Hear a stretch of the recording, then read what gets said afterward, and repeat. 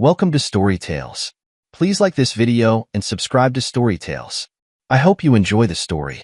Let's begin. The Sunday morning sun filtered through the oak trees as Nate Whitmore worked on his classic '67 Mustang. At 34, years of working with cars had sculpted his body into something hard and efficient, like the machines he fixed. "Daddy, look what I found." Nate glanced up, his stern features softening as Hazel came bounding across the lawn, her dark pigtails bouncing.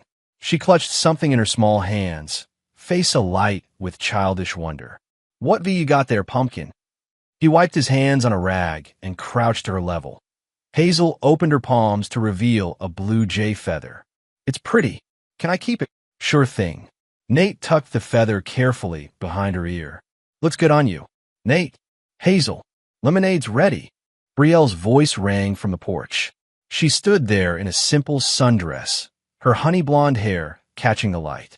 To anyone watching, they were the picture of suburban bliss, the hard-working husband, the doting wife, the cherubic daughter. Nate watched his wife as she set the picture down. Something in his gut tightened the mechanic's instinct that could hear a problem in an engine before any diagnostic test could find it. Just a flicker there and gone. "Coming, Mommy," Hazel called, racing toward the porch. Nate followed more slowly, closing the Mustang's hood. He'd bought the car as a wreck 3 years ago, rebuilding it piece by piece. His business, Whitmore Auto Repair, had started small, but now employed 3 full-time mechanics beside himself. "You've been at it since dawn," Brielle said, handing him a glass of lemonade. Her smile was perfect, practiced Miss Junior Charleston 8 years running before they'd met. "Almost got her purring right," Nate answered, taking a long drink. The lemonade was too sweet, the way Brielle always made it. They sat on the porch, watching Hazel as she chased butterflies across the small yard of their Charleston suburb home. "I was thinking," Brielle said, her voice casual, "maybe we could take Hazel camping next weekend? Just up to Lake Moultrie." Nate nodded. "Could do.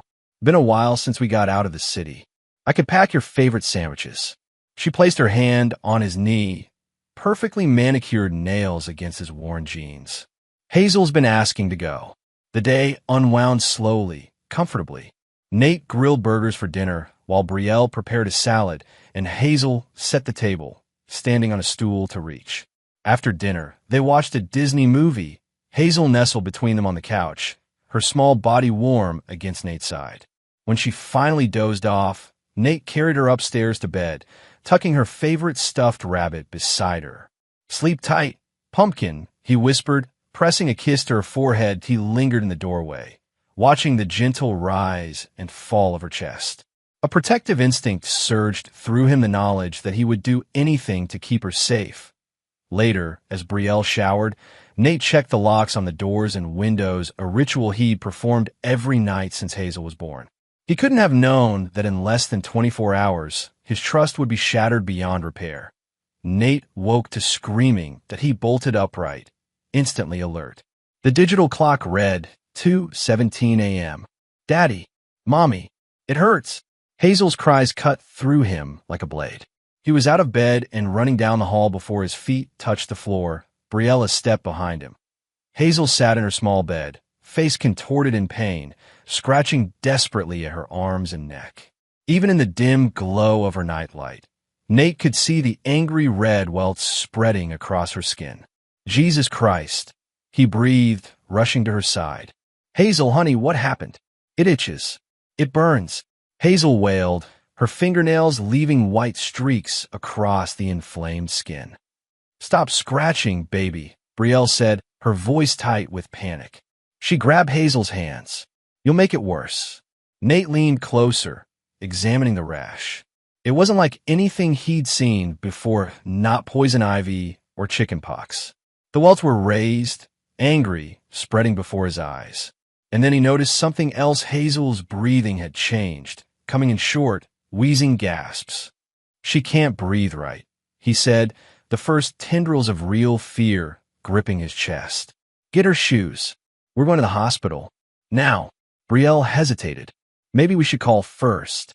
"Now, Brielle." The command left no room for debate. Nate scooped Hazel into his arms, her small body burning against his chest. She wheezed against his shoulder, each breath a struggle. "It's okay, Pumpkin," he murmured, trying to keep the terror from his voice. "Daddy's got you. We're going to get help." Minutes later, they were in Nate's truck, Hazel wrapped in a blanket on Brielle's lap. Nate drove with single-minded focus, blowing through red lights on empty streets. Every labored breath from the passenger seat tightened the vice around his heart. "She's getting worse," Brielle said, her voice cracking.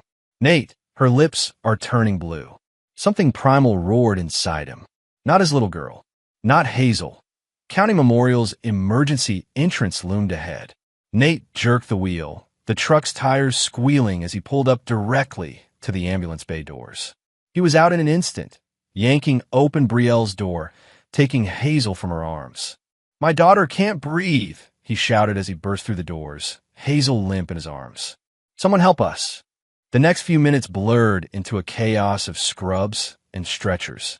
Nate paced the small curtained area where they waited, his eyes never leaving Hazel as nurses attached monitors and oxygen, but a tall man with salt and pepper hair and a white coat entered. "I'm Dr. Vincent Rourke, attending physician," he said, moving directly to Hazel's bedside. "Let's see what we have here." Nate watched as the doctor examined Hazel. "Has she had allergic reactions before?" "No," Nate said. "Nothing like this." Dr. Rourke looked up, his eyes moving from Nate to Brielle. Something changed in his expression, so subtle Nate almost missed it. A hardening around the eyes, a tightening of the jaw. "Mrs. Whitmore," Dr. Rourke said, his tone noticeably cooler. "We've met before, I believe." Brielle blinked. "Have we?" "I don't recall. I never forget a face," Dr. Rourke said. He turned back to Hazel. "She's having a severe allergic reaction.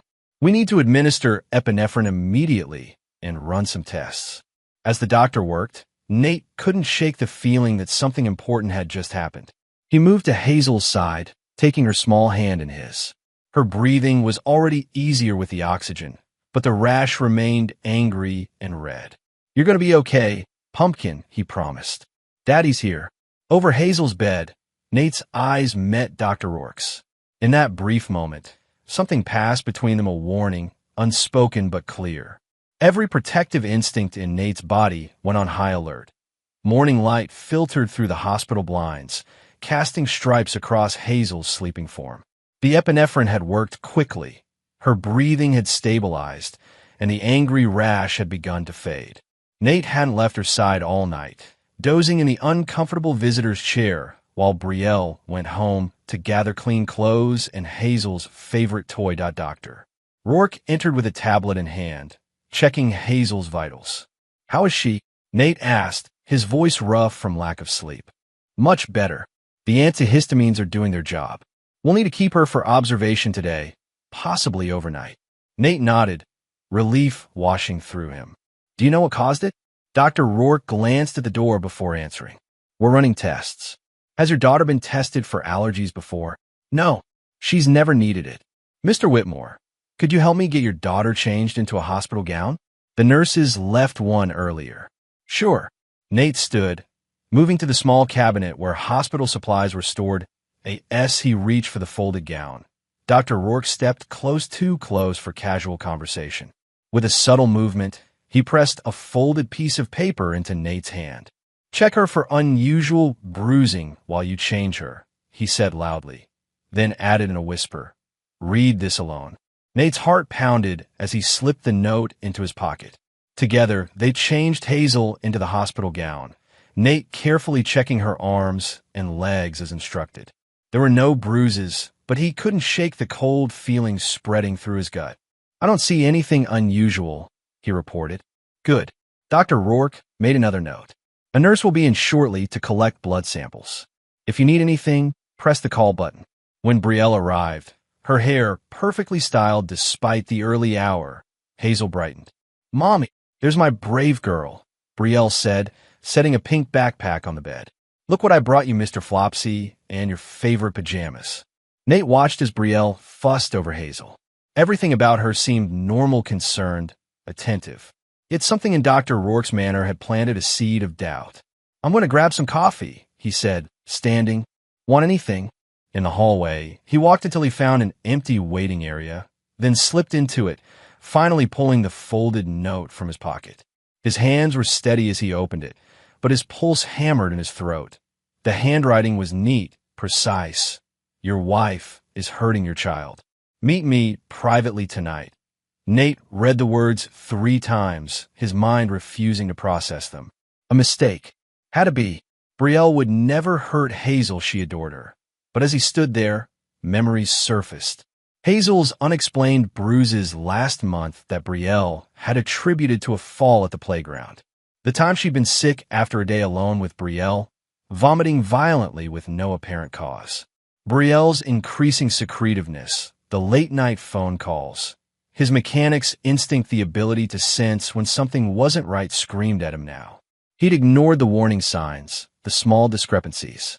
If there was any truth to this accusation, he would find out.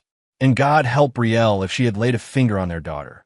Night had fallen by the time Hazel finally dozed off, exhausted from the day's tests and examinations. The hospital had grown quiet, the daytime bustle replaced by the soft footfalls of the night staff. Brielle yawned, stretching in the visitor's chair. You should go home, get some real sleep. I can stay with her tonight. The suggestion sent a chill down Nate's spine. After the note, the thought of leaving Hazel alone with Brielle made his skin crawl. I'm fine, he said, keeping his voice neutral. Why don't you go? You've got that new shipment coming to the boutique tomorrow, right? After Brielle left, kissing Hazel's forehead and squeezing Nate's shoulder, he sat in tense silence, watching the minutes tick by. At 11:30, his phone buzzed with a text from an unknown number. Service entrance, 15 minutes. Dr. R. The service entrance was at the rear of the hospital, dimly lit and used primarily by staff. Nate found Dr. Rourke waiting beside a loading dock, a cigarette between his fingers, though it didn't appear to have been lit. Mr. Whitmore. The doctor nodded, pocketing the unused cigarette. Thank you for coming. Cut the crap, Nate said, his voice low and hard. What the hell was that note about? Dr. Rourke's face remained impassive. Let's walk. When they were out of earshot, Dr. Rourke stopped. I apologize for the dramatic approach, but this isn't something I could discuss openly. Patient confidentiality has limits, but accusations require evidence. What accusations? Nate demanded, though a part of him already knew. I believe your daughter is suffering from Munchausen by proxy syndrome, or more accurately, your wife is. The term meant nothing to Nate. What are you talking about? It's a form of child abuse where a caregiver, usually a mother, deliberately makes a child ill to gain attention or sympathy. The symptoms Hazel presented with were consistent with an induced allergic reaction. Nate's jaw clenched. That's a hell of an accusation, doctor. I know, and I wouldn't make it lightly. But your wife, I've seen her before. She said she didn't know you. She lied. The words were flat, certain. 8 years ago, I worked at a hospital in Georgia. Brielle Jensen was investigated for suspected child neglect involving her younger sister. The case was dismissed insufficient evidence, and her uncle was well connected. The name hit Nate hard. Jensen, Brielle's maiden name. She told him she was from Florida, an only child. You're saying my wife has been lying to me? That she's hurting our daughter? I'm saying it's a possibility you need to consider. The test we ran today revealed traces of latex in Hazel's bloodstream. She has a severe latex allergy, which I suspect your wife knows. Jesus. Nate turned away, his mind racing. How would she even? It could be anything: latex gloves, crushed into food, residue on toys, even exposure to balloons. The methods vary, but the pattern is the same. Dr. Rourke stepped closer. Mr. Whitmore, you need to understand you're sleeping beside a loaded gun. The phrase sent ice through Nate's veins. He thought of Hazel, so small and vulnerable in that hospital bed. What do I do? The question came out raw, pained. Be watchful. Document everything. If you see suspicious behavior, report it, but understand that these cases are notoriously difficult to prove. Dr. Rourke's expression softened slightly. I'll keep Hazel here as long as medically justifiable. Run every test I can. But eventually, she'll need to go home. Nate nodded, his mind already working ahead. He'd need evidence, irrefutable proof, and he'd need help. Thank you, he said finally, extending his hand to the doctor. "For looking out for my girl." Dr. Rourke shook it firmly. "I couldn't save her sister. Maybe I can save her." As Nate walked back to Hazel's room, each step felt heavier than the last. The world he'd known, the family he believed in, was crumbling beneath his feet. But from the ruins, something else was emerging, a cold, implacable resolve. If Brielle was hurting Hazel, there would be no forgiveness. No mercy, only justice, delivered with the same ruthlessness she'd shown their innocent daughter. Nate sat in the dimness of Hazel's hospital room, the rhythmic beeping of monitors the only sound besides her soft breathing. His mind churned, sifting through memories with new, suspicious eyes. 3 months ago, Hazel had developed strange bruises along her arms and back. Brielle had been the one to notice them, calling Nate at work in a panic. "She must have fallen at the playground," Brielle had explained. "You know how she climbs everything." Nate had accepted the explanation without question. Kids got bruises. It happened. But there had been other incidents, a sudden fever that appeared overnight and vanished just as quickly after a dramatic emergency room visit. Food poisoning that affected only Hazel, despite the whole family eating the same meal. And then there were the changes in Brielle herself. The late-night phone calls she took in the bathroom, voice hushed. The new gym membership, though she'd always hated exercise. The vague explanations for extra hours at work, despite her paycheck never reflecting overtime. His phone buzzed, pulling him from his thoughts. A text from Brielle. "How's our girl? Should I bring breakfast in the morning?" Nate stared at the message, at the casual "our girl," and felt something harden inside him. If Dr. Rourke was right, if Brielle had deliberately made Hazel sick, she saw their daughter as nothing more than a tool for attention, that she's sleeping. "Doc says she's improving. Don't worry about breakfast. Cafeteria's fine," that he needed to keep Brielle at a distance while he figured out his next move. His mind turned to Declan Reyes, his oldest friend. They'd grown up together in the rougher part of Charleston, fighting side by side when necessary, watching each other's backs always. Declan had leveraged a talent with computers into a legitimate security business, but Nate knew he still had connections and skills that operated in gray areas. "You up?" Nate texted him. The response came seconds later. "For you? Always. What's up?" "Need to talk. It's about Hazel. And Brielle. Sounds serious. I could be at Memorial in 20 that not here. Too many ears. Tomorrow, my shop, 7 a.m. I'll bring coffee. Hang tight." Brother. A soft whimper from the bed drew his attention. Hazel was stirring, her small face scrunched in discomfort. "Daddy." Her voice was a thread in the darkness. "I'm here, Pumpkin." Nate moved to her side, taking her small hand. "What's wrong?" "My arm itches." "Try not to scratch, baby. It'll make it worse." "When can we go home?" The question sent a pang through him. Home, where she should be safest, might be the very place putting her in danger. "Soon," he promised, smoothing her hair. "The doctors just want to make sure you're all better first." As Hazel drifted back to sleep, Nate returned to his chair, his resolve crystallizing into something cold and unyielding. If Brielle was guilty, if she'd been systematically hurting their daughter, there would be consequences. Nate Whitmore had grown up fighting for everything he had. He'd built his business from nothing, protected what was his with fierce determination. That same ruthlessness would now be turned toward a single purpose: protecting Hazel, and no matter the cost. Dawn broke gray and drizzly as Nate unlocked the side door to Whitmore Auto Repair. He'd left the hospital at 5, after extracting a promise from Dr. Rourke to call immediately if Hazel's condition changed. Brielle was heading to the hospital at 8, giving Nate a narrow window to meet with Declan. Exactly 7. The door opened, and Declan Reyes stepped in, 2 coffee cups in hand and a laptop bag slung over his shoulder. At 35, Declan had the lean build of someone who spent more time behind computers than in gyms, but the military precision in his movements betrayed his 4 years in the Army before starting his security company. "You look like hell," Declan observed, handing Nate a coffee. "Feel worse." Nate took a grateful sip. "Thanks for coming." "Since when do I need thanks?" Declan set his bag on the workbench. "What's going on? Your text had me worried." Nate leaned against a tool cabinet, struggling to frame the unthinkable in words. Hazel's in the hospital. Allergic reaction. Shit, man. She okay? Getting there. Nate's knuckles whitened around the coffee cup. But the doctor pulled me aside. Said he thinks Brielle caused it. Declan went very still. Come again. He recognized her from a hospital in Georgia years ago. Said she was investigated for hurting her sister, something I never knew about because apparently she doesn't have a sister. It's called Munchausen by proxy. Parents who make their kids sick for attention. Jesus Christ. Declan ran a hand over his short-cropped hair. You believe him? Nate set down his coffee, the cup hitting the workbench with a sharp click. I don't want to, but things haven't been right lately. Brielle's been acting strange, secretive phone calls, unexplained absences. And Hazel's had these random health issues that come and go.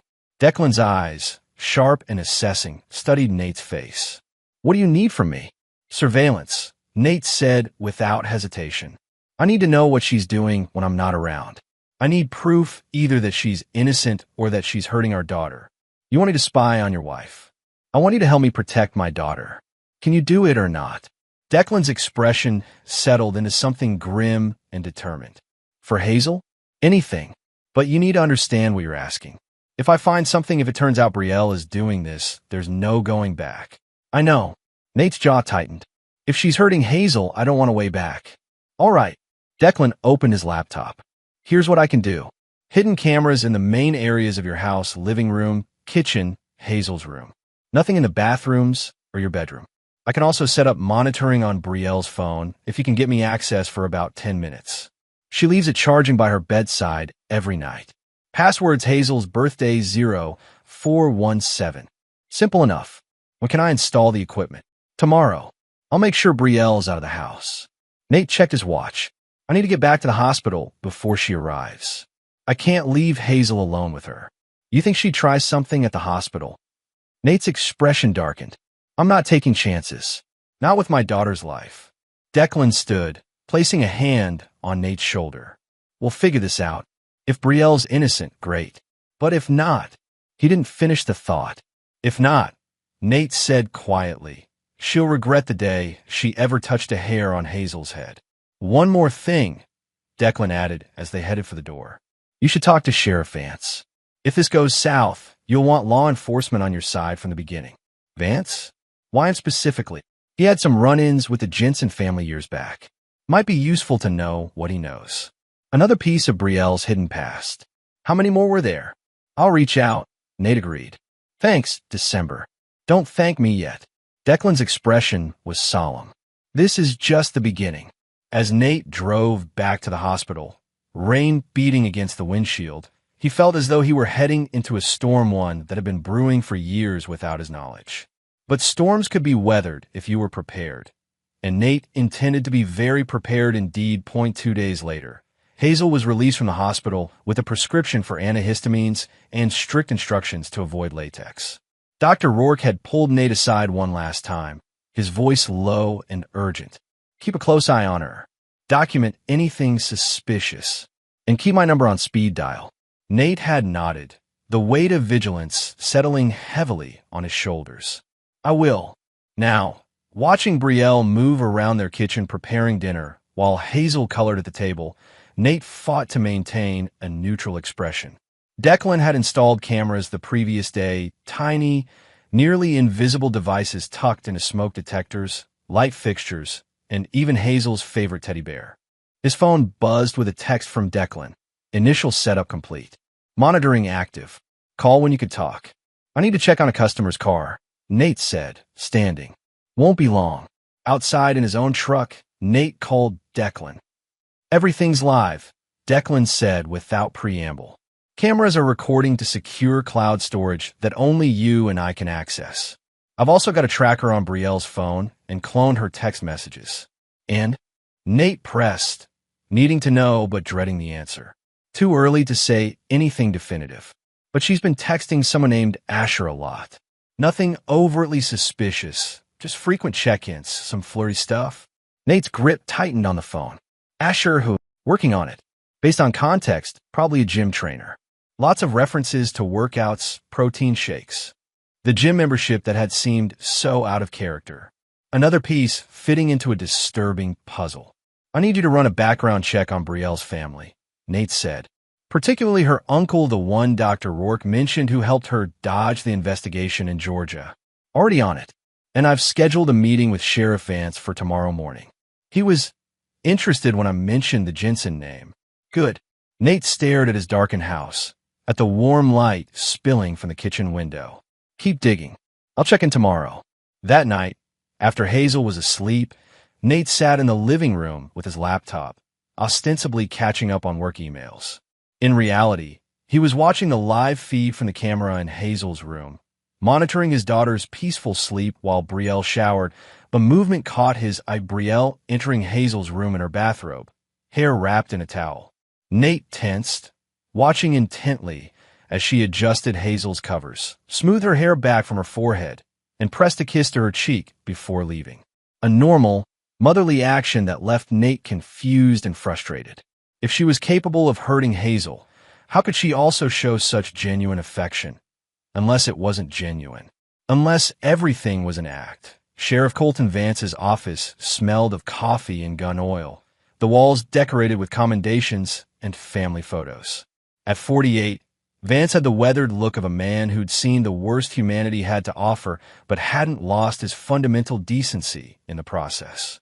Appreciate you making time, Sheriff, Nate said, settling into the chair across from Vance's cluttered desk. Any friend of Declan's gets my attention. Vance leaned back, shrewd eyes assessing Nate. He mentioned this concerns the Jensen family. My wife's maiden name is Jensen. Brielle Jensen. Something hardened in Vance's expression. Calvin Jensen's niece? I don't know, Nate admitted. She never talks about her family. Said they had a falling out before we met. Vance reached for a file drawer, pulling out a thick folder. Calvin Jensen was one of the slipperiest pieces of work I ever encountered. Real estate developer, political connections, rumors of money laundering. Nothing we could ever make stick. He opened the folder, flipping through pages. Had a niece who was always in the background at functions. Pretty blonde thing, around 20 at the time. He slid a newspaper clipping across the desk. It showed a younger version of Brielle, standing beside a silver-haired man at some charity gala. That's her. Nate confirmed, his mouth dry. What's your concern here exactly? Vance asked, his tone careful. Nate outlined the situation: Hazel's mysterious illness, Dr. Rourke's suspicions, the discoveries about Brielle's past. With each detail, Vance's expression grew grimmer. Munchausen cases are notoriously difficult to prove, the sheriff said when Nate finished. And if Calvin Jensen is backing her, you'll face an uphill battle in court. I don't care how difficult it is, Nate said, his voice low and hard. If she's hurting my daughter, I'll do whatever it takes to stop her and make her pay. Vance studied him for a long moment. Declan mentioned surveillance. You got anything concrete yet? Not yet, but we're watching. Keep doing what you're doing. Document everything. And Nate. Vance leaned forward, his voice dropping. Be careful. If your wife suspects, and if she's really planning what this suggests, you and your daughter could be in danger. Back in his truck, Nate called Declan. I met with Vance. He's on board, but we need more evidence. You're in luck, Declan replied. I've been monitoring their text exchanges all morning.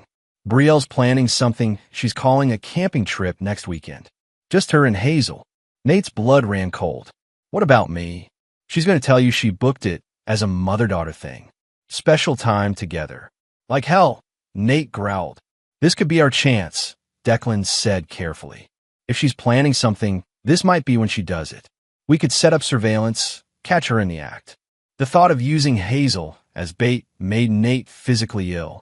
No way. I'm not risking Hazel's safety. What if we had people watching? You, me, maybe one of Vance's deputies he trusts? We'd never let anything actually happen to Hazel. Nate gripped the steering wheel until his knuckles whitened. Let me think about it. And keep monitoring those texts. Will do. Oh, and Nate, the cameras caught something this morning after you left. Brielle went into Hazel's room with what looked like a pair of latex gloves. She was wearing them while handling Hazel's toothbrush. Fury blazed through Nate, white-hot and consuming. Send me the footage. Already did. It's in your secure email. Nate checked the time. Brielle would be at work for another 3 hours, and Hazel was at kindergarten. He needed to see this footage, needed to know exactly what he was dealing with. Inside, he opened his laptop with shaking hands, logging into the secure server Declan had set up. The footage was there, time-stamped from that morning. Nate watched as Brielle entered Hazel's bathroom, a latex glove on one hand. She carefully ran it over Hazel's toothbrush, then replaced the brush in its holder. Her expression was disturbingly blank, clinical almost, as if she were performing a routine task, rather than potentially poisoning her own child. Rage like nothing Nate had ever experienced surged through him.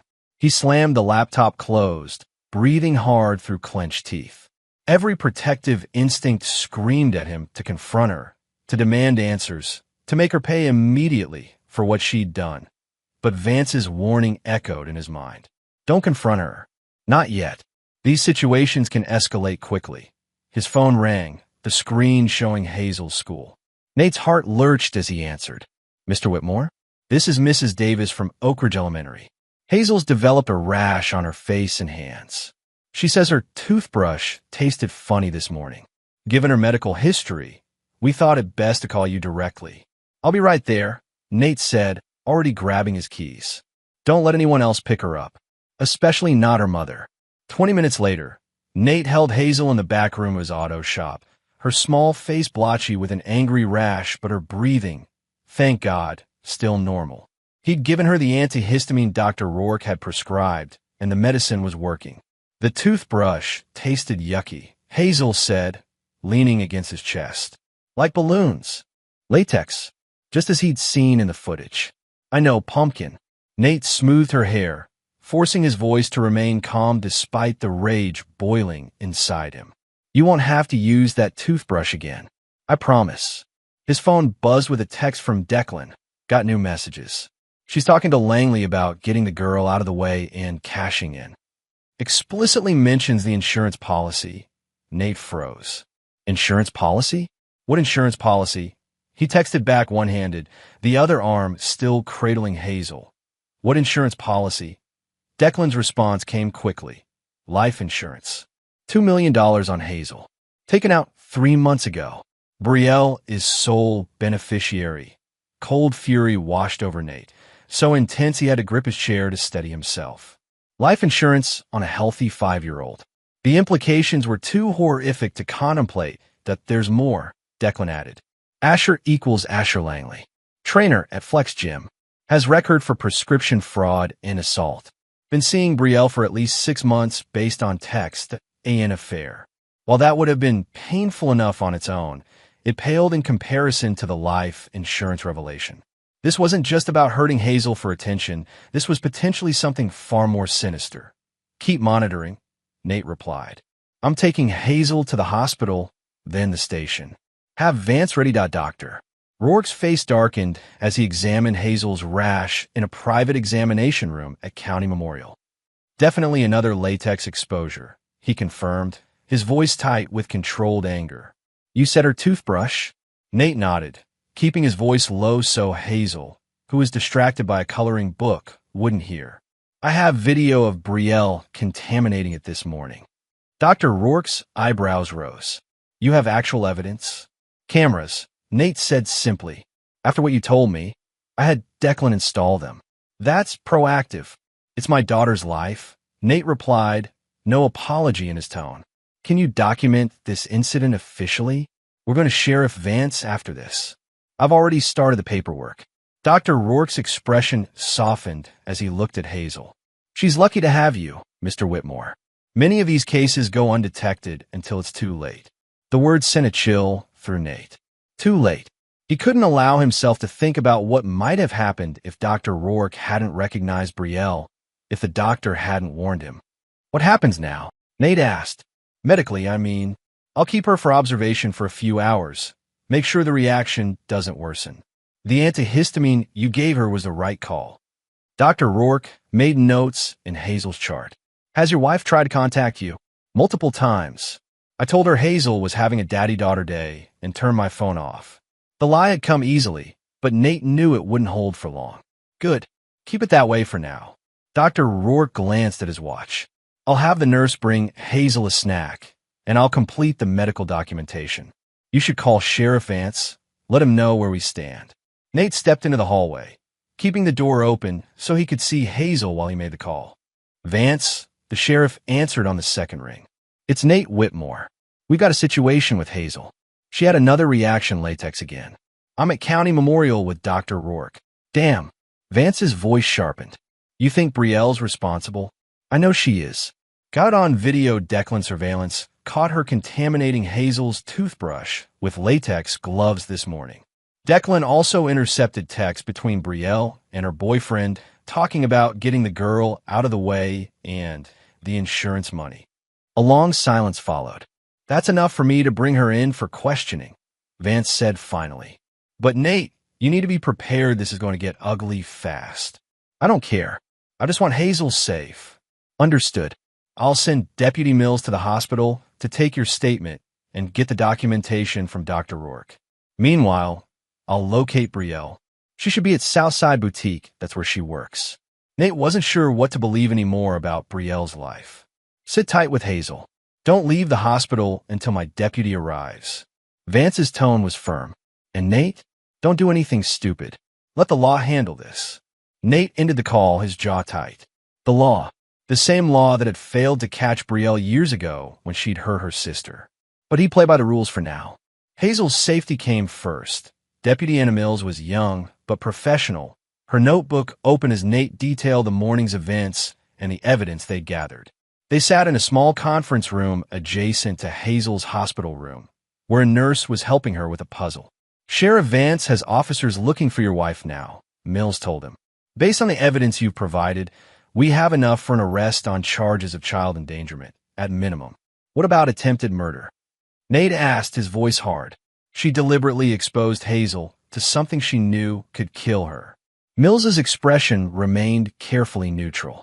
That's for the DA to determine once we have her in custody. The texts about the insurance policy certainly suggest premeditation. His phone buzzed with another text from Declan. Be not a house or boutique. Trying to track phone location, but she may have turned it off. Langley, also MIA from Jim. Nate showed the message to Deputy Mills, whose frown deepened. I'll update the sheriff.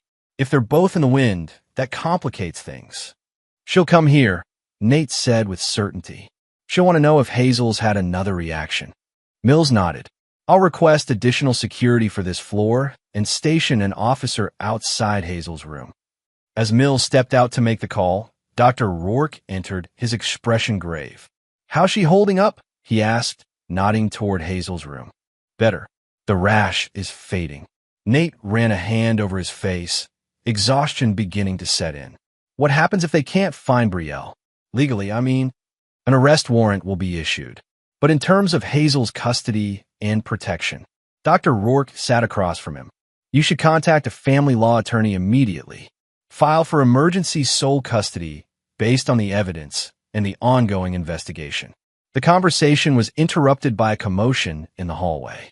Nate stood, instinctively moving toward Hazel's room, when Sheriff Vance appeared in the doorway. We found Brielle, he said without preamble. She was at the gym with Langley. Both are in custody now.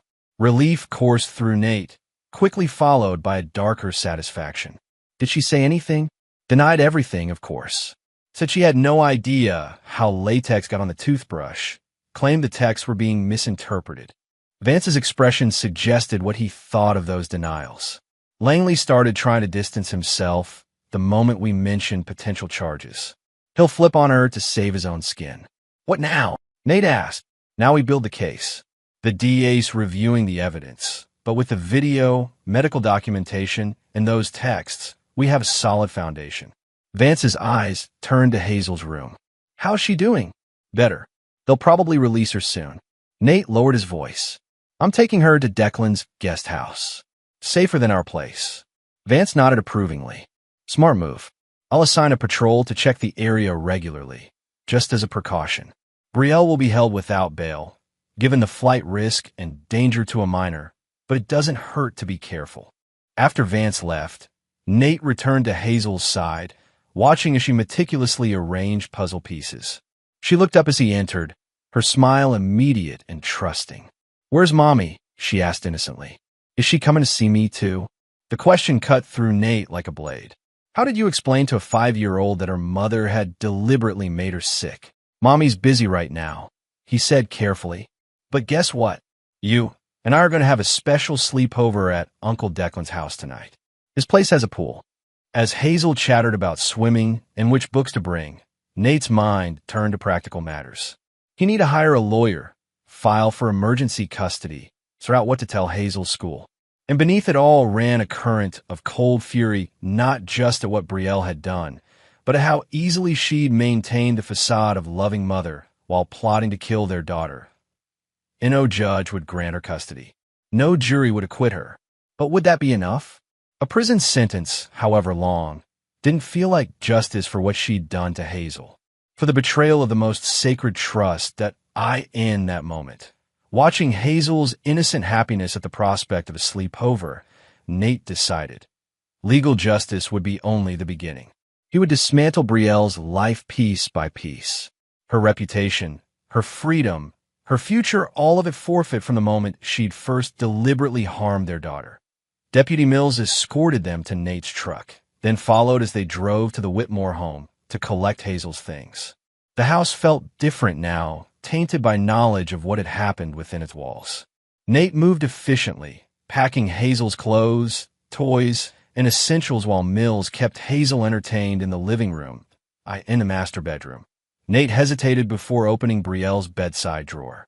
Inside, beneath a stack of magazines, he found a small notebook. Flipping through it, his blood ran cold. Detailed notes on Hazel's allergic reactions dates, symptoms, substances used.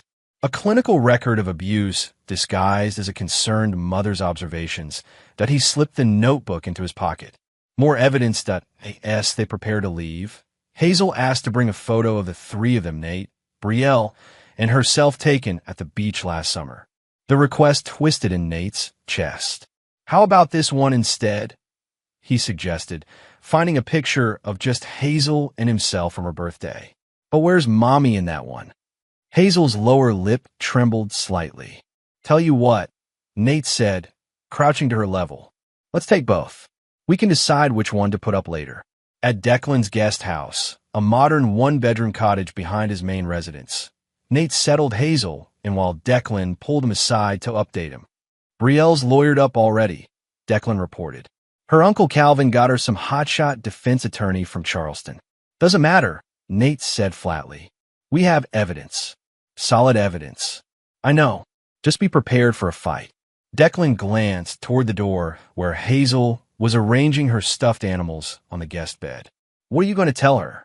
It was the question Nate had been dreading since this began. How did you shatter a child's world, even when necessary? As little as possible, for now, he decided. That Mommy did something wrong and has to go away for a while. Declan nodded slowly. "And the camping trip? The one she was planning? What about it?" "I've been thinking we still don't have concrete proof of what she intended to do on that trip. We have suggestive texts, yes, but her lawyer could argue those were misinterpreted." Nate saw where he was going. "You want to let her think the trip is still happening. Set a trap. With Hazel safely away, obviously," Declan clarified quickly. "But if we could get Brielle on record discussing her plans with Langley, it was ruthless, calculated, and exactly what Nate needed to ensure Brielle never threatened Hazel again. "Let me talk to Vance," he said. "If we can do this officially, with his department involved, that's better for the case. And if he says no," Nate's expression hardened. "Then we do it anyway."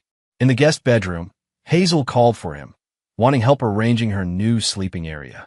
As Nate helped her set up her stuffed animals just right, he felt a surge of fierce protectiveness. Half measures would be enough. No legal punishment sufficient. Brielle had violated the most sacred trust, and for that, Nate would ensure she paid the fullest possible price. The seeds of revenge, planted the moment he'd read Dr. Rourke's note, had taken root. Now they would grow into something Brielle would never see coming until it was too late. Sheriff Vance's office felt smaller with 5 people crowded inside. Nate sat beside his newly hired attorney, Patricia Donovan, a steely-eyed woman with a reputation for aggressive representation in family court. Across the desk, Vance was flanked by Deputy Mills and the district attorney, Martin Flores. "Let me get this straight," Flores said, tapping a pen against a legal pad.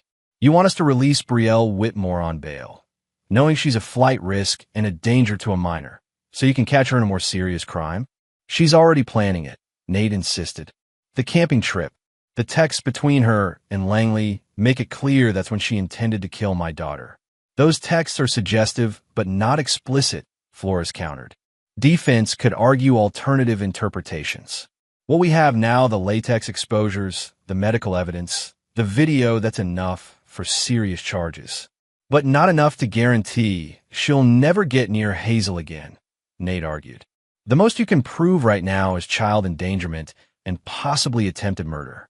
With her uncle's connections and money, she could get a reduced sentence, be out in a few years." Patricia Donovan cleared her throat. "My client's concern is valid. In similar cases, perpetrators have received sentences as short as 5 to 7 years, with possibility of parole.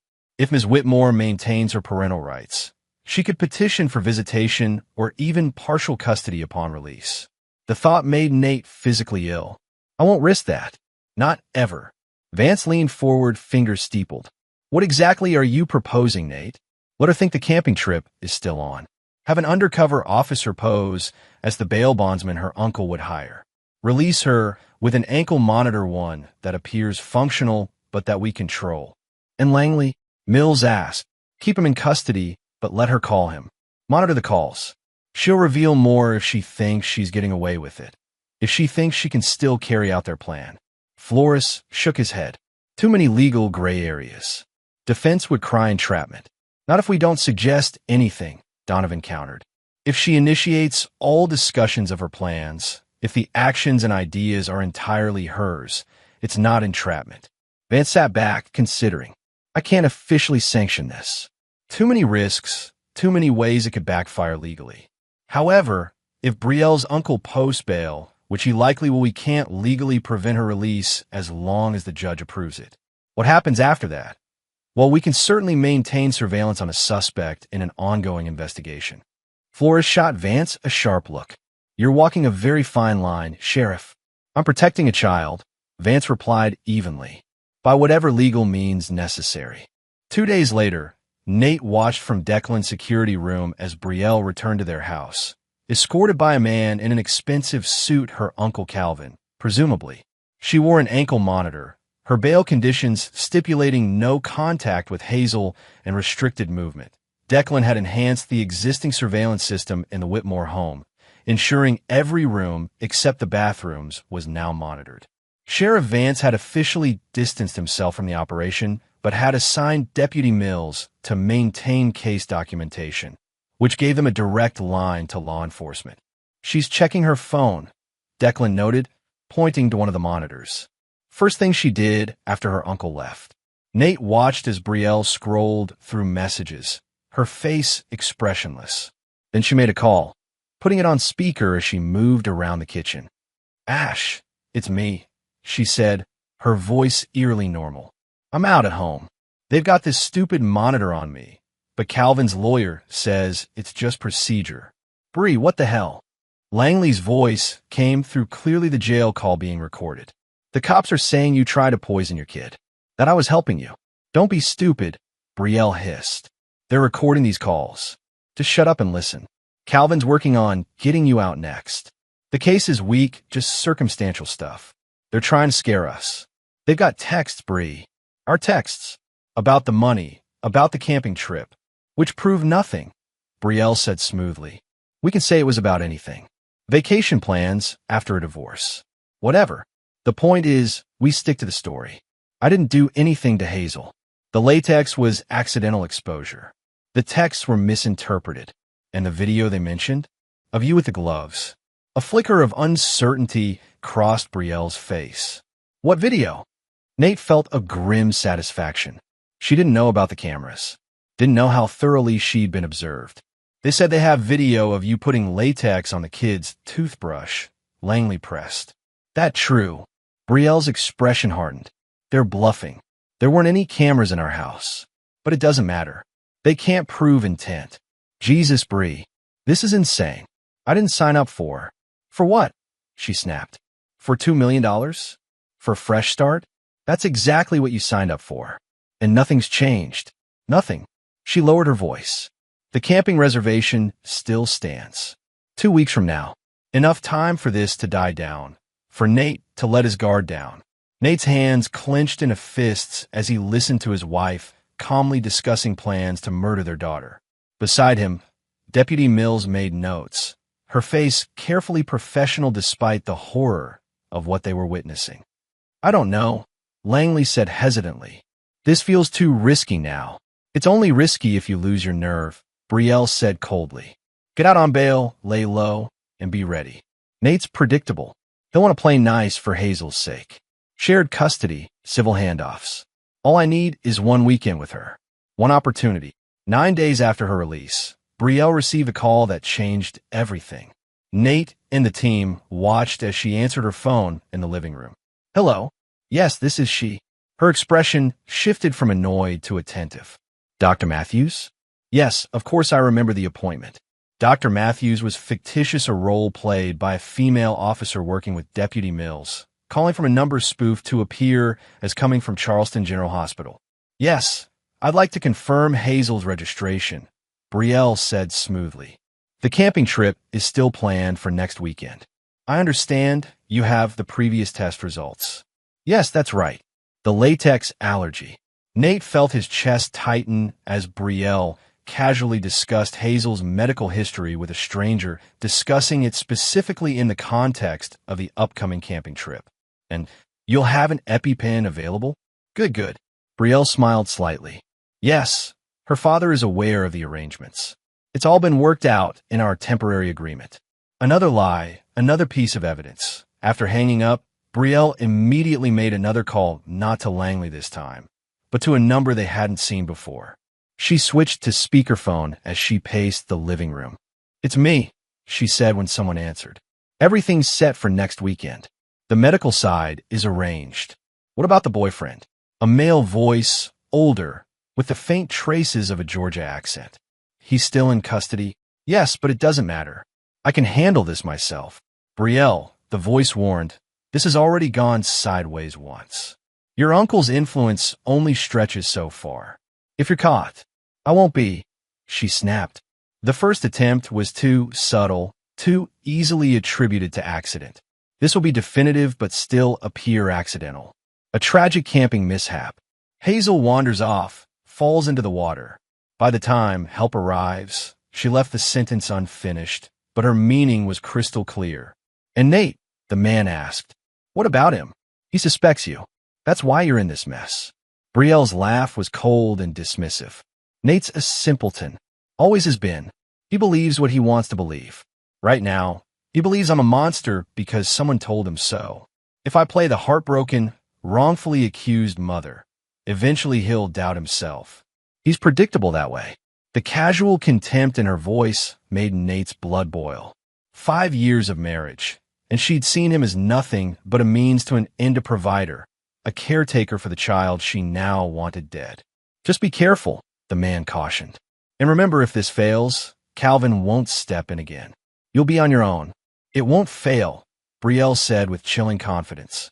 7 days from now, I'll be a grieving mother with $2 million in insurance money, and no one will be able to prove otherwise.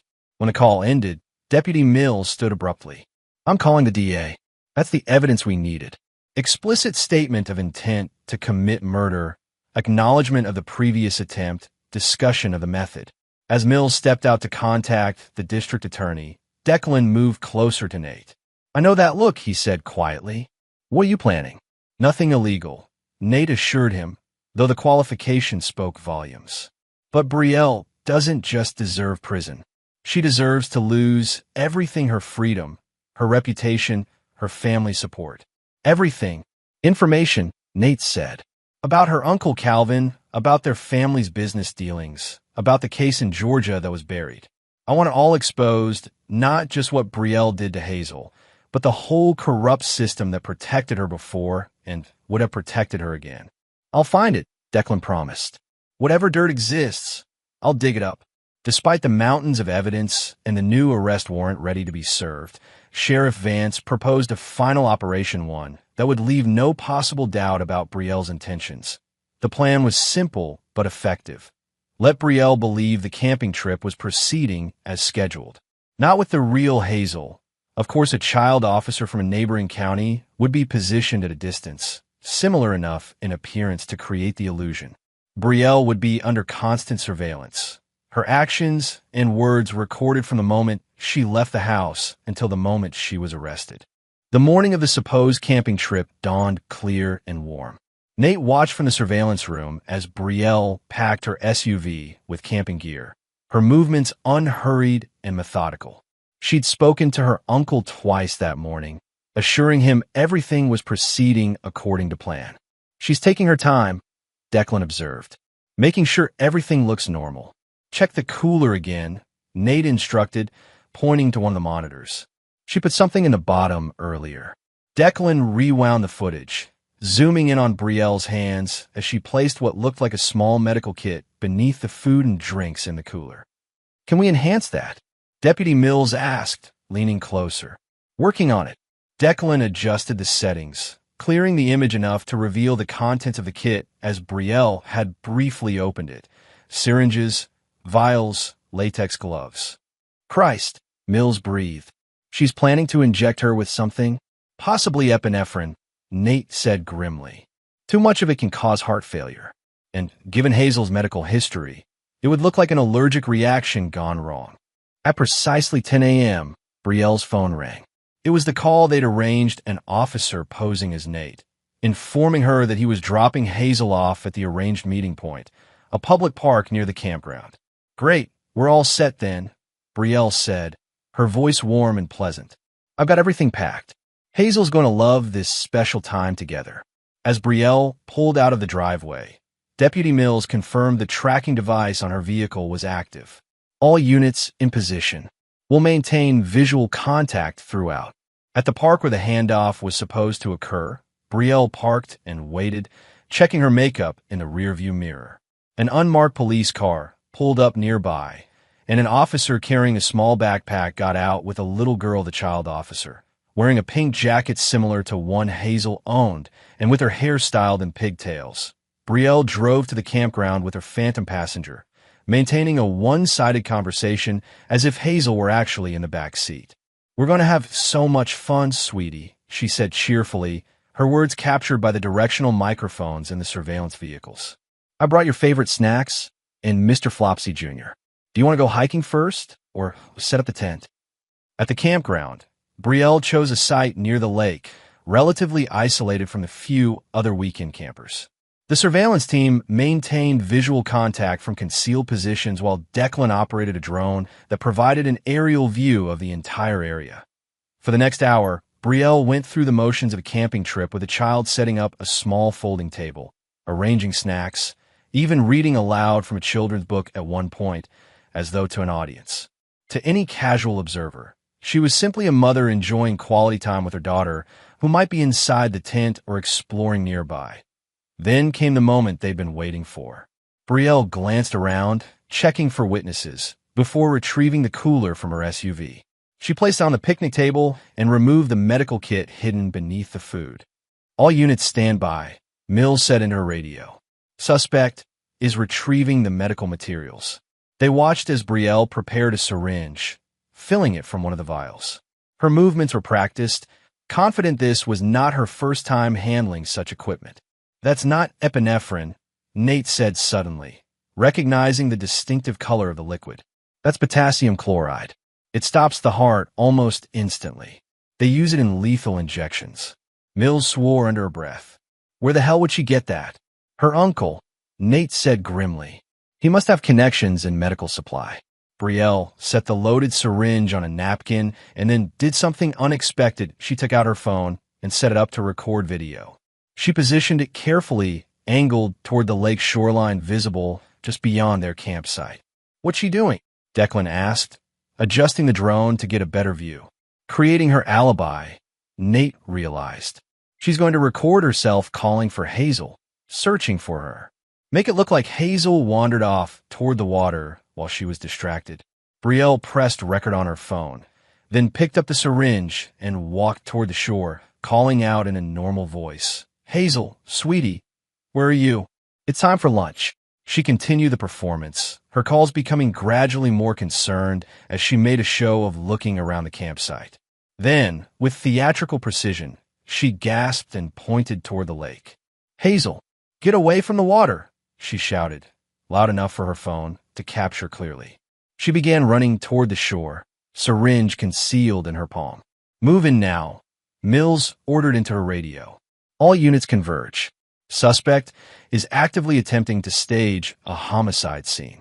The response was immediate and overwhelming. Sheriff Vance and 4 deputies emerged from concealed positions around the campsite, weapons drawn. 2 more officers approached from the shoreline. Brielle Whitmore. Vance called, "Drop what you're holding and put your hands in the air. Now."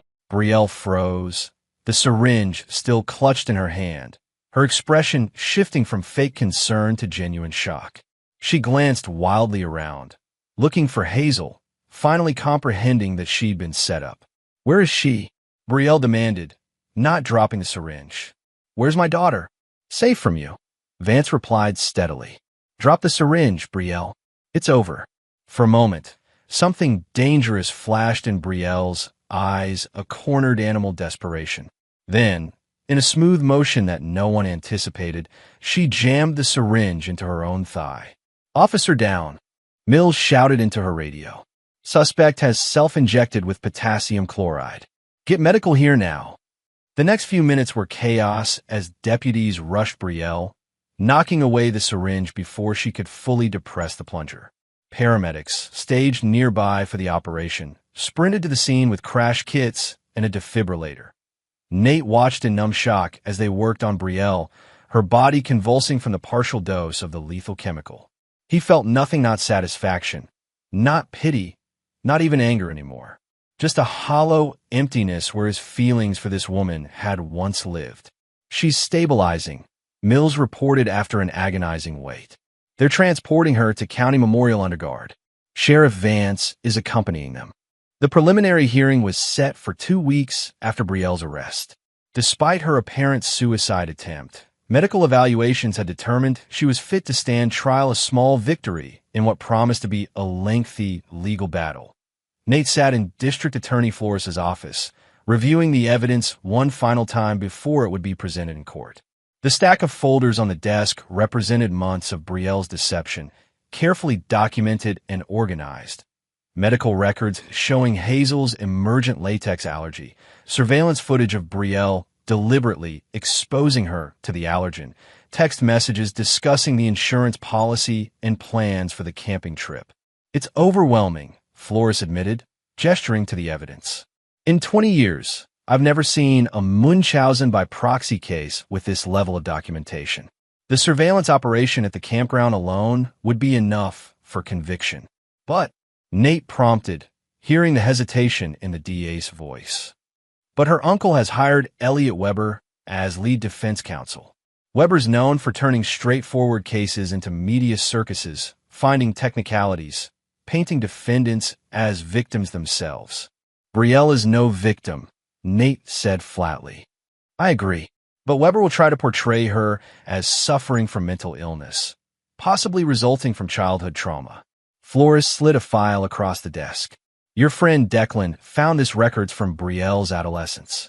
Multiple hospitalizations for accidents that, in retrospect, appear suspiciously self-inflicted. They'll claim she was mentally ill all along." "Exactly. That she needs treatment, not punishment." Flores leaned forward. "We need to counter this narrative before it gains traction. Show that whatever her past, Brielle's actions toward Hazel were calculated, premeditated, and fully conscious." "How?" "We've subpoenaed her medical records from the last 5 years. If she's never sought psychiatric help, never been diagnosed with any disorder, it undermines the sudden mental illness defense." Flores hesitated. "There's something else. Something Weber doesn't know we have." He opened his laptop, pulling up a video file. This was recovered from Brielle's cloud storage. "We had a warrant for her electronic devices, but this was buried deep. The video showed Brielle sitting in what appeared to be a hotel room, speaking directly to the camera. The timestamp indicated it was recorded 6 months earlier.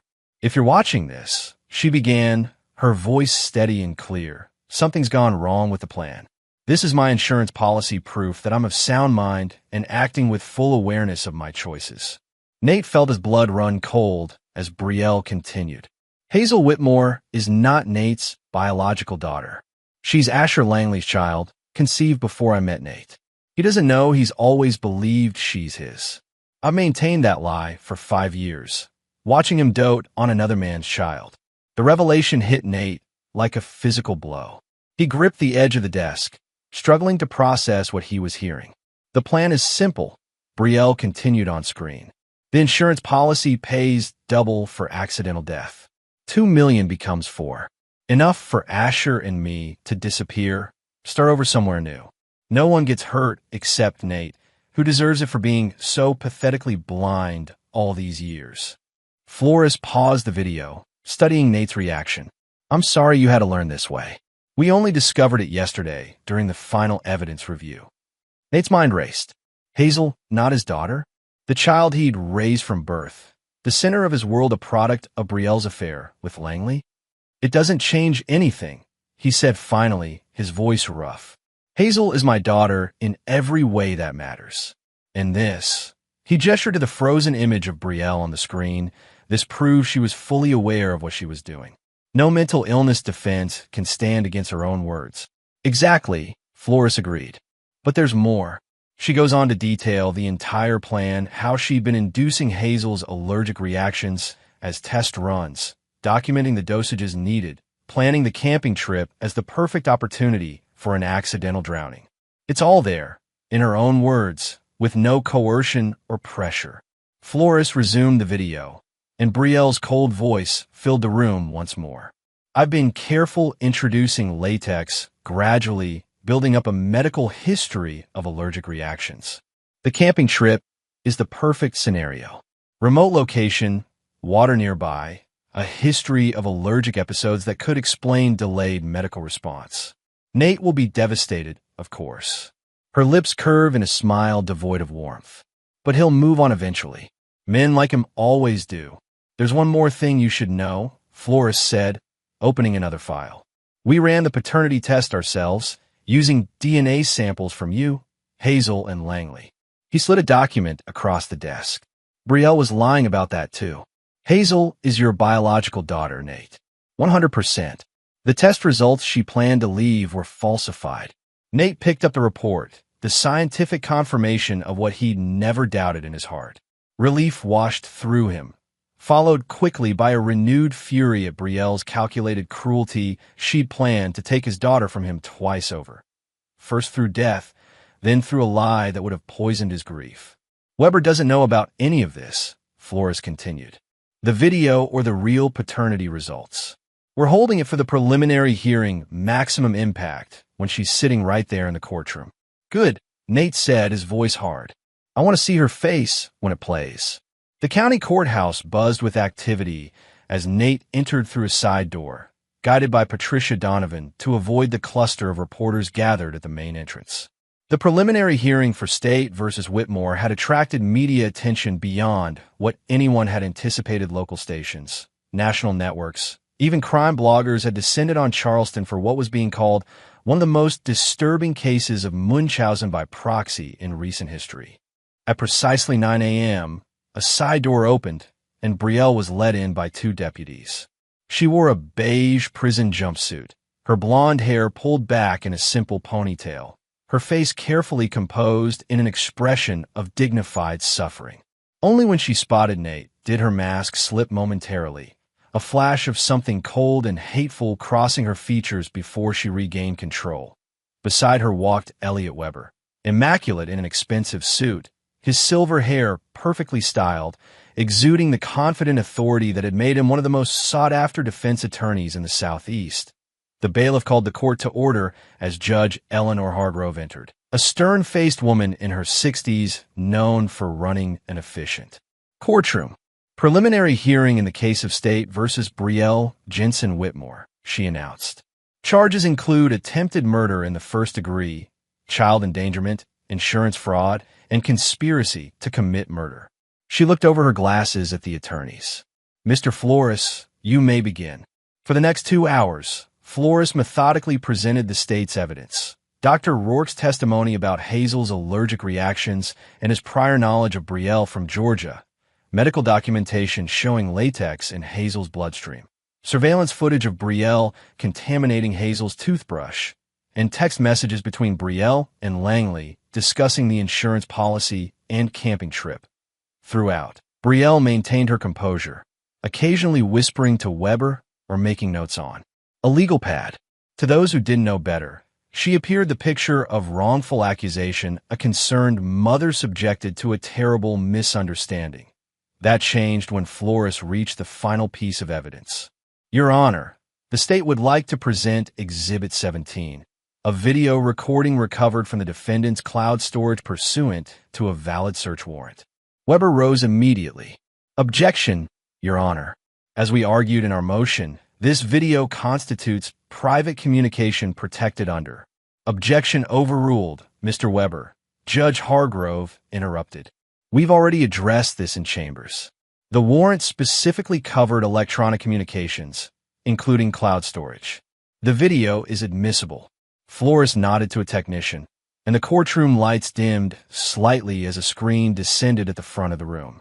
The video began playing, Brielle's face filling the screen as she delivered her cold, calculating monologue about Hazel not being Nate's child, about the insurance policy, about her meticulous planning of what she called the perfect accident. A collective gasp rippled through the courtroom. Even hardened reporters looked visibly shaken by the calm, methodical way Brielle discussed murdering her own child. But the most dramatic reaction came from Brielle herself. As her own voice described the plan drowning, her carefully constructed facade crumbled. Her face drained of color, her eyes widening in shock, then narrowing in fury as she realized the extent of her exposure. She turned to Weber, whispering frantically, but the defense attorney appeared equally blindsided, his usual confidence replaced by grim resignation as he recognized the devastating impact of the video. When the recording ended, the courtroom remained silent for several seconds, a heavy, stunned silence broken only when Flores spoke again. Your Honor, the defendant created this video as insurance against her co-conspirator, Asher Langley. It constitutes a full confession, made freely and without coercion, detailing not only her actions, but her motives and mental state. He paused, allowing the impact to settle. Additionally, the state has verified through DNA testing that, contrary to Ms. Whitmore's claims in the video, Hazel Whitmore is indeed the biological daughter of Nathan Whitmore. The defendant's claim was yet another calculated cruelty intended to maximize emotional damage. At this revelation, Brielle's composure shattered completely. She stood abruptly, her chair scraping loudly against the floor. You don't understand, she shouted, her voice shrill. None of you understand. She was never supposed to exist. She trapped me in that life with him. She jabbed a finger toward Nate. Everything was ruined because of her. Ms. Whitmore. Judge Hargrove banged her gavel. Sit down immediately, or you will be removed from this courtroom. Weber placed a restraining hand on Brielle's arm, attempting to pull her back in her seat, but she shook him off. It wasn't supposed to be like this, she continued, her voice breaking. Asher and I had plans before she came along. Then suddenly I was stuck playing happy family in some middle-class nightmare while he built his business. He never even noticed when I started seeing Asher again. Never questioned anything. Just his precious Hazel. Always Hazel. Deputies moved forward as the judge continued to bang her gavel. But Brielle wasn't finished. You think I'm a monster? She laughed, a brittle, unhinged sound. Ask my uncle where the money for his real estate came from. Ask about the others, my cousin's baby who died of SIDS, my sister who accidentally drowned when she was 12. This is what we do. This is how we survive. She was still screaming as the deputies reached her, secured her arms, and began leading her from the courtroom. Her final words, hurled over her shoulder, struck the gathered crowd silent once more. She deserved to die, and I'd do it again if I could. 3 months after the preliminary hearing, Nate sat in another government office, this one belonging to family court Judge Martha Daniels. The walls were lined with law books and framed photographs of children's artwork, creating an atmosphere both official and somehow nurturing. "Mr. Whitmore," Judge Daniels said, reviewing the file before her, "I've examined all the documentation in your petition for termination of Breathtaking Whitmore's parental rights. The evidence is substantial and compelling." Nate nodded, his hands clasped tightly in his lap. This meeting represented the final legal severance between Breathtaking and Hazel, a formal recognition that the maternal bond had been irreparably broken by Breathtaking's actions. Given the criminal charges, the documented abuse, and the recommendations from Child Protective Services and Dr. Lipton, Hazel's therapist, I see no reason to delay this decision. Judge Daniels signed the document before her with a flourish. "Breathtaking Whitmore's parental rights are hereby terminated, effective immediately. Full and sole custody is granted to you, Mr. Whitmore." Relief washed through Nate, releasing a tension he'd carried for months. "Thank you, Your Honor. There's one more matter," the judge continued. "The request to legally change Hazel's surname from Whitmore to your mother's maiden name, to provide additional separation from the publicity surrounding the case." "Yes," Nate confirmed. "Hazel's been through enough. Every time she hears her last name at school, it's a reminder. The change would give her a fresh start." Judge Daniels nodded understanding. "The request is reasonable and in the child's best interest. From today forward, she will legally be Hazel Montgomery." Outside the courthouse, Declan waited in his car, giving Nate a questioning look as he slid into the passenger seat. "It's done," Nate confirmed. "Full custody and the name change." Declan clasped his shoulder briefly. "That's great, man. One more piece of security for Hazel. And one more link to Breathtaking severed." Nate added, "How's the other situation progressing?" "Calvin Jensen's empire is crumbling," Declan reported as he pulled into traffic. The Georgia authorities reopened the investigation into Breathtaking's sister's death based on her courtroom outburst.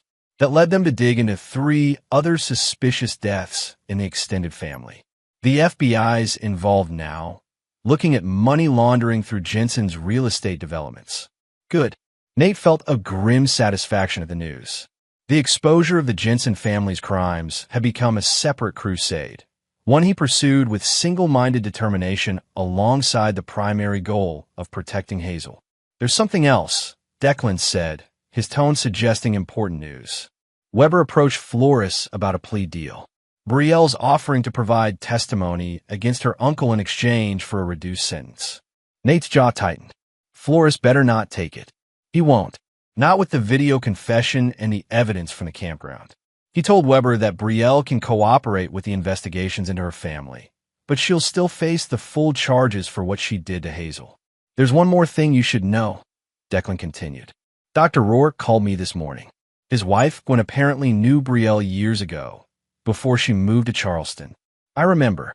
He mentioned that when he first recognized her at the hospital. Well, Gwen's been going through old photos, trying to help the Georgia investigation. She found something unexpected." Declan pulled into a coffee shop parking lot and stopped the car, turning to face Nate directly. "Breathtaking had a younger sister who died, that much we knew.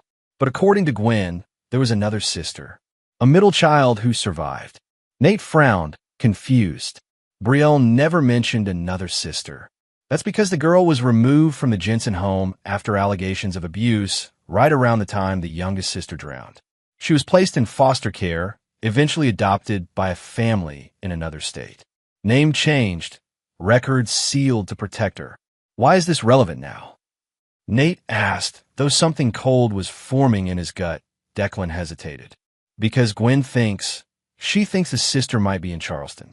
Might have been here for years. Who? Nate demanded. Who does she think is Breathtaking's sister? Declan met his eyes directly. Dr. Rourke's nurse. The one who first noticed something odd about Hazel's symptoms and alerted him. Melissa Keene. The name hit Nate like a thunderbolt. Melissa, the quiet, efficient nurse who had been present during Hazel's first emergency room visit, who had gently suggested the latex allergy, who had seemed so supportive throughout their ordeal. That's not possible, Nate said, shaking his head. It's too convenient. Dr. Rourke thought so too at first, but he started looking into her background. Melissa moved to Charleston 6 years ago, right after completing nursing school in Ohio. Her employment records list her as an only child, parents deceased. But there's a gap in her history, a period in her teens that's suspiciously empty. You think she followed Brielle here? That she knew who Brielle was all along? It's a theory, Declan admitted. One that might explain why Dr. Rourke was so quick to recognize Brielle's behavior pattern, why he immediately suspected Munchausen by proxy. Perhaps Melissa had shared her suspicions with him, based on her own experiences with her sister. Spring arrived in Charleston with an explosion of azaleas and dogwoods. 6 months had passed since Brielle's trial, a 3-week legal proceeding that had captured national attention and ended with a verdict that surprised no one. Guilty on all counts. The judge had sentenced her to 30 years without possibility of parole, her uncle Calvin's influence having evaporated in the wake of his own arrest on money laundering charges. Nate sat on the front porch of their new home, a cup of coffee cooling beside him as he watched Hazel navigate her bicycle along the sidewalk. At 6, she was growing more confident by the day, her face screwed up in concentration as she steered around cracks in the concrete. "Look, Daddy, no hands," she called, lifting her arms briefly before quickly grabbing the handlebars again.